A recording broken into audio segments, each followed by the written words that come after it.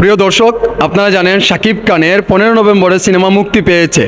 So আমাদের সিলেট নন্দিতা হলে 15 নভেম্বরে মুক্তি পেয়েছে, কিন্তু দর্শকের সংখ্যা কিন্তু অনেক হাইপে ছিল। তারপরে দেখেন একটু সার্ভারের সমস্যা করেছে বলে কিন্তু আমাদের সিলেট নন্দিতা হলে ক্যাশ কাউন্টারে ঢুকে কিন্তু ভাঙচুর করে অনেক ক্ষতিগ্রস্ত করেছে। এমনকি এই যে দর্শকে এই কাণ্ডটা করেছে, কারণ সার্ভারের সমস্যা ছিল বিধায় কিন্তু অনেক ক্ষতিগ্রস্ত হয়ে গেছে। কিন্তু ইতিমধ্যে আমাদের অনেক নন্দিতা সিনেমাতে অনেক ক্ষতিগ্রস্ত হয়েছে। আমি আপনাদেরকে বিস্তারিত কর্তৃপক্ষের সাথে কথা বলে কিন্তু সেই ভিডিওটা ফুটেজ আমি আপনাদেরকে দেব। এখন কিন্তু আপনারা যে ভাঙচুর করেছে সেই ভিডিও ফুটেজগুলো একটু দেখেন।